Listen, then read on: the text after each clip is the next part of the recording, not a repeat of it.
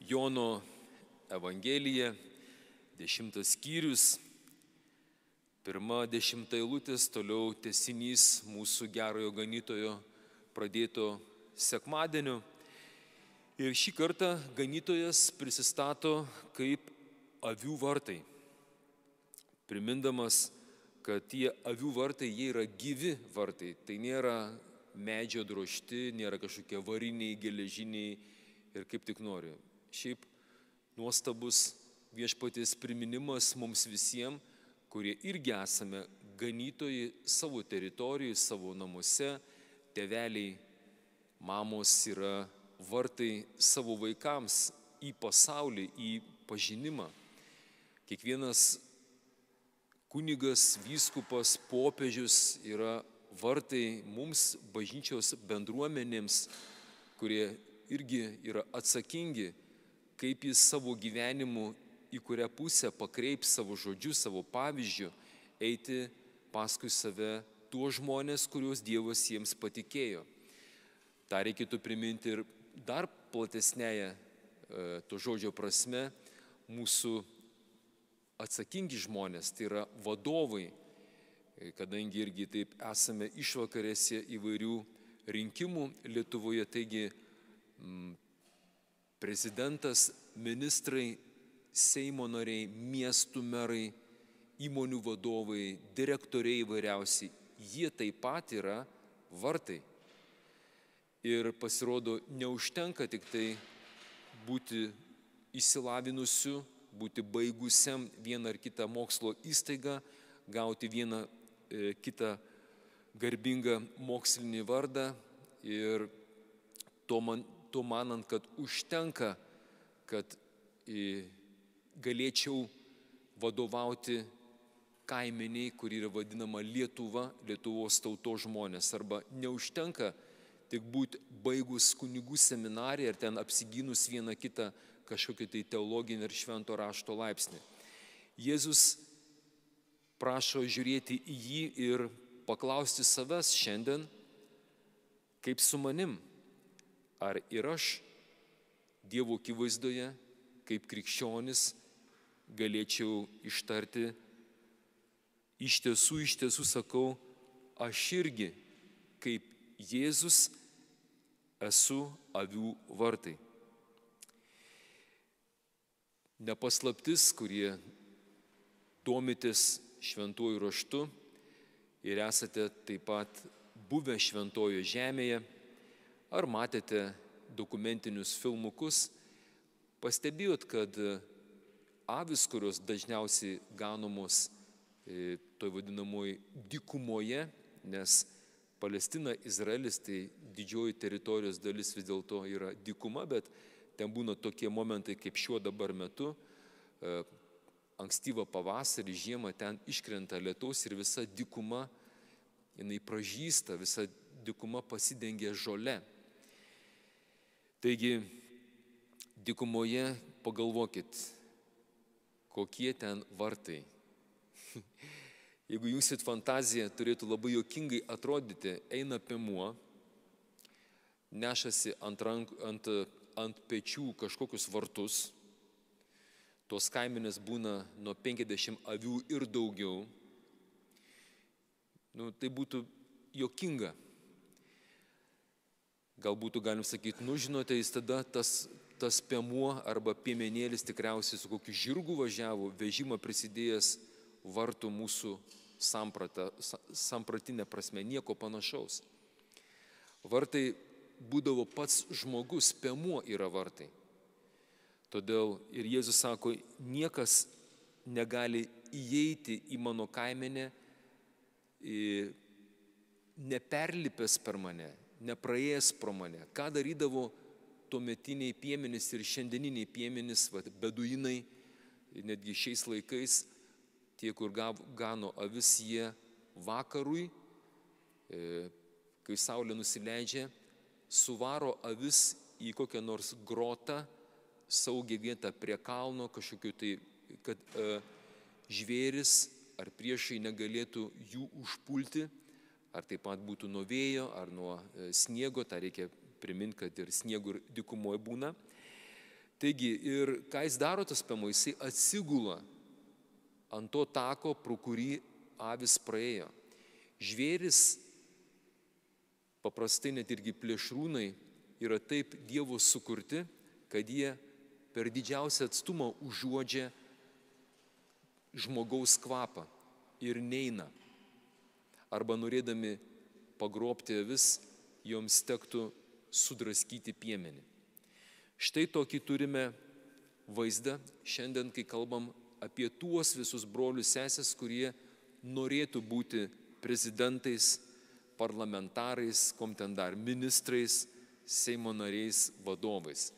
Iš jūsų gan didelis reikalavimas yra, jeigu norėtumėt vadovauti tautai, nes būsime teisiami ir bus visi tie teisiami, kurie taip jau nori tapti tais vadovais, ar jie taip pat užžavis už tuos žmonės, už kuriuos nori nešti atsakomybę, jie yra pasiruošę netgi guldyti gyvybę. Tarp kitko, pats žodis guldyti, jisai neatsiejamas nuo to būtent ganytojo, kuris ir gulasi ant žemės. Mūsų šios dienos žodis gan turtingas, nes pirmajame skaitinėje iš Apaštalų darbų 11 skyriaus 1-18 eilutės turime pasakojimą, kaipgi toliau vystėsi toji Kristaus bažnyčia. Jis dar kitaip vadinama katalikos. Tie, kurie klausysite ar žiūrėsite šią homiliją, tai priminsiu, katalikos šiais laikais nereikėtų painioti su katalikais. Taip mes vadinamės. Esam dabar tokia pati didžiausia denominacija tarp visų krikščioniškų bendruomenių pasaulyje. Jeigu žinote, yra 2 milijardai krikščionių, tai mes tas 1 milijardas 300 milijonų iš 2 milijardų, taigi esame katalikai, priklausom Romos katalikų bažnyčiai ir mūsų vadovas, tas ganytojas, tas gerasis ganytojas yra popiežius dabartinis. Taigi, čia yra kalbama, kaip augo katalikos visuotinė bažnyčia, kuri tuo metu ir buvo tik tokia. Kalbu ne tik tokia, kuri dabar jaunimas žino, tik tokas, bet tik tokia. Kągi, ir matome, viskas palaipsniui vyksta. Tai gera pamoka mums, kad ir mes būtumėm pakankamai jautrų šventai dvasiai, nes šis pasakojimas iš Apaštalų darbų 11 skyriaus, tai kalbama, kaip Dievas augina mūsų sampratą, kasgi yra viešpaties ta katalikos visuotinė bažnyčia. Tai nėra tik tai religingi žydai, kurie kaip savo išskirtinumo ženklą, kad priklauso išrinktoji tauta, buvo pagal apipjaustymą arba pagal laikymasi įvairiausių įstatymų ir įstatymėlių. Dievo tauta, čia labai aiškiai pasakyta, ne pagal švarumą, kokį tu maistą valgai. Toks yra žydiškas žodis košer, švarus maistas, ten, kur toks atitinka visus reikalavimus ir taip toliau. Viešpats praplečia sampratą, kad jo vaikai, jo bažnyčia yra ne tik tai žydai. Tai gera žinutė mums katalikam, kad Dievo vaikai yra ne tik tai katalikai. Ortodoksams irgi geras priminimas mūsų broliukam pravoslavam, kad Dievo tauta ne tik tai pravoslavai, bet yra visi tie, kurie tiki viešpatį Jėzų Kristų, kaip gyvąjį Dievo sūnų, išpažįsta jį kaip vienintelį savo viešpatį ir gelbėtoją, tiki, kad jisai numirė už mano nuodėmes ir 3 dieną prisikėlė. Štai tokie kriterijai, tai yra tokie reikalavimai, kad vadintumėmės Dievo vaikais, patektumėm į Dievo tautos narių eilės. Na ir dabar čia pasakojime kalbama, kaip Džafoj, čia rašoma kaip Petras liudija savo bendražygiams, tai reiškia religingiems žydams, kurie jau yra krikščionis, kurie nepatenkinti metė tuometiniam popiežiui kaltinimą, taip kaip šiais laikais visi treniruojasi mėtyti akmenis į popiežių Pranciškų. Taigi nieko naujo, kaip matote, akmenų gavo ir Petras, pirmasis popiežius. Taigi jis buvo apkaltintas, kad kaip jis drįso nueiti, tu nuėjai pas neapipjaustytus vyrus ir su jais valgiai. Kaip tu drįsai? Susitepiai. Politiškai nekorektiškai pasielgiai, mielasis. Čia dabar nenoriu audrinti mūsų visų vaizduotės ir fantazijos, bet bandau taip įsivaizduoti patį save, kuris esu labai mylintis tam tikrus veikėjus, kurie mėgsta Sodomos ir Gomoros gyvenimo būdą. Tai bandau taip įsivaizduoti, jeigu taip man irgi Viešpats parodytų ir ko gero duotų panašią pamoką, jeigu aš pasakyčiau taip kaip Petras, gink Dieve, aš su šita publika nenoriu turėti nieko bendro. Ką gali bendro turėti tavo Dieve krikščionis ir nuodėmė, ką turi bendro. Ir Viešpats ko gero labai gražiai pasakytų tą patį, ką ir sakė Petrui.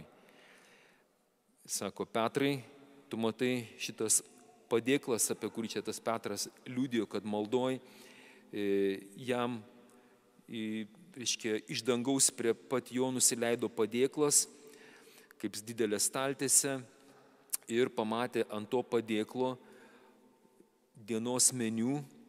Ir kasgi ten buvo, čia įvardinti, sako, įsižiūrėjęs geriau pamačiau jame keturkojų žemės gyvių, laukinių žvėrių, roplių ir padangės sparnuočių. Dar būtų pusė bėdos, jeigu būtų matęs jūros gerybės. Aštunkuoju ten, žinai, kas ten dar, krevetės, dar unguriai kokie, pavyzdžiui, rūkyti, dar pusė bėdos. Bet čia klausykit, tu Viešpatie ką galvoji? Neįmanoma valgyti. Ir ką sako Petras? Sako Petras, Dievui, jokių būdų Viešpatie aš negaliu tokių dalykų valgyti. Dar niekuomet netikęs ir nešvarus maistas nebuvo mano burnoje. O jam tas balsas iš dangaus toliau sako, kelkis Petrai, pjauk ir valgyk. Taigi noriu irgi pasakyti visiems, kurie jaučiasi ten tokie labai nuskriausti, ten mažumos ir taip toliau, labai konkretus žodis, jau nesupykit, yra tai, kad parašyta pjauk. Taigi mes, katalikai, turime visus pjaut iš eilės, pjaut. Pjaut, kurie mums nepatinka, ir valgyti. Mes tą ir padarysim. Ką, išsigandot, dabar taip nujaučiu, kad man ryškiai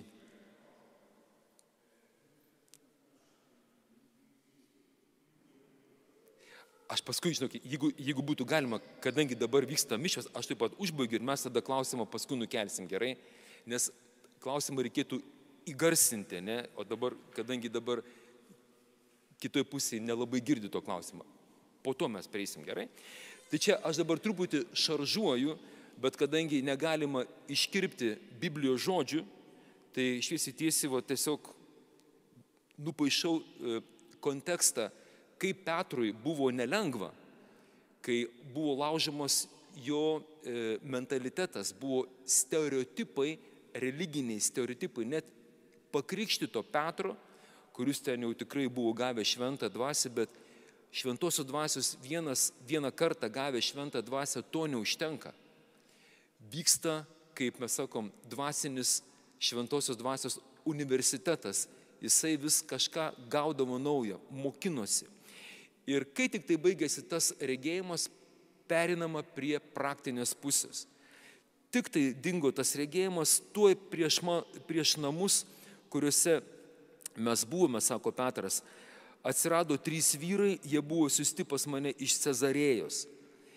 Ir toliau jisai įdomus jo pastebėjimas Petro, kad jam ne kažkas paskambino iš aukščiausios ministerijos ir pasakė, čia saviškiai. Dvasia, šventoji dvasia, įsivaizduojat, kokios buvo anais laikais technologijos. Mums dabar skambinda reikia, o ten šviesiai tiesiai. Aukščiausia ministerija iš dangaus, sako, dvasia man įsakė. Ne šiaip sako, būk geras Petrai, primk vyrus šitos, kavos duok, armatos atsigerk. Ne. Dvasia man įsakė. Kas gali įsakinėti man? Tik tai karalius. Niekas kitas. Visus kitus būtų galim pasiūsti kur nors, žinot, į kitą miestą atsigerti arbatos. Tuo tarpu įsakymas. Ir, sako, įsakė nesviruojant keliauti su jais. Na ir kas ten atsitinka, jis aišku, tie 3 vyrai, tai aišku, buvo šimtininko Kornelijaus, kiek mes žinome, tarnai, jis yra pagonis, okupantų kariuomenės vadas. Na ir ten vyksta stebuklas. Petras atėjęs į to Kornelijaus namus, ką jisai daro? Jisai, kai aš pradėjau kalbėti, kartais ant mūsų tikintieji truputį murma, sako, tu čia mažiau pliurpk, greičiau 3, 4, 2 minutės užbaigiai, nešaldink žmonių.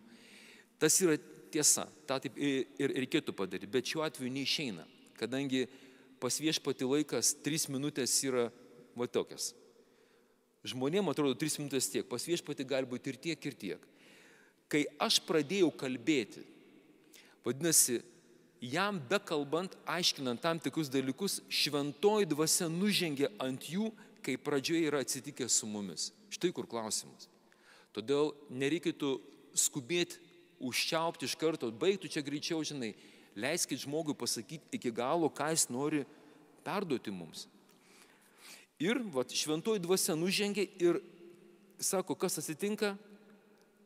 Ir visi šitie pagonys, jie dar nebuvo pakrikštyti, jau gavo šventosios dvasios dovaną ir kas ten atsitinka, sako, jie visi pradėjo šlovinti kalbomis. Ir sako, tada prisiminiau viešpaties žodžius, kaip yra sakęs, kad Jonas krikštijo vandeniu, o jūs būsite pakrikštyti šventąją dvasią. Taigi jie gauna šventą dvasią be krikšto sakramento. Ir dabar man paaiškinkit, nežinau, tie, kurie klausysit, kunigai, kolegos mano, kas gali padaryti kažkokias, nežinau, rėmus ir pradėti aiškinti, kada mes ir ką mes galim skelbti ir kaip šventoji dvasia gali veikti. Čia labai gerai mums visus katalikus ir tuos, kurie manom, kad turime tiesos raktą arba tuos vadinamus pin kodus ir dabar kam atrakinsim, tiem atrakinsim, kam pasakysim tą paslaptį. Nieko panašaus. Dvasia pučia kur nori ir kaip nori. Ir tada Petras tiems religingiems krikščionims žydams paaiškino, sako, klausykit, vyrai, jeigu Dievas suteikė jiems tokią pačią dovaną, davė iškart sutvirtinimo sakramentą be krikštą. A jūs jaučiat? Skandalas. Gerai, kad nėra čia daug katechetų, kurie ruošia sutvirtinamuosius. Taigi, tai kasgi aš būčiau, jeigu mėginčiau trukdyti Dievui? Net popiežius pripažįsta, kad tai ne jo galioje aiškinti šventai dvasiai, kuriuos šventoji dvasia parodys, kad jisai mano yra tautos narys arba ne mano. Ir finalas labai gražus. Išgirdę tokį liudymą, tai nebuvo teologinis įrodymas. Šie visi išsilavinę žydai nusiramino ir ėmė šlovinti Dievą sakydami, vadinasi, Dievas ir pagonims davė atgailos malonę, kad jie gyventų. Taigi, kadangi buvo toks šaržas, žiaurus, kad mes katalikai visus dabar tuos, kurie mums nepatinka, juos pjausim konkrečiai ir valgysim, geroji žinia, finalas, gerai, kad išklausėte iki galo, davė atgailos malonę, kad jie gyventų. Taigi, jūs gyvensit. Aleliuja. Pradžiukime šventąją dvasią.